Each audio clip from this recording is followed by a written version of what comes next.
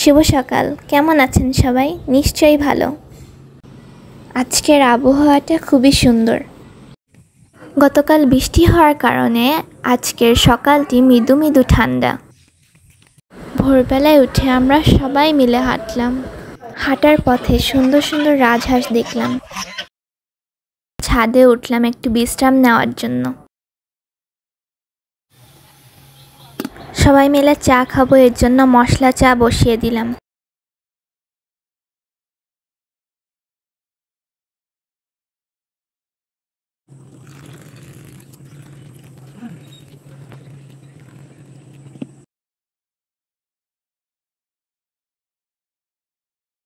Sizzle কি সুন্দর করে আকাশের দিকে তাকিয়ে আছে।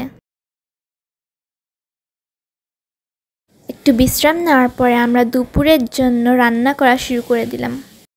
আগামীকাল ঢাকায় চলে যাব। মাটির চুলার রান্না খুবই মজার হয়, তাই গোশ রান্না করে ঢাকায় নিয়ে যাব।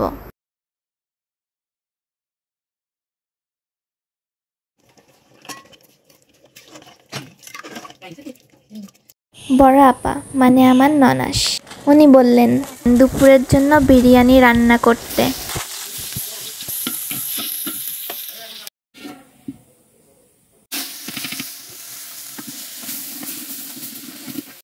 মাটির চুলায় বিরিয়ানি, আহা কি যে দারুণ।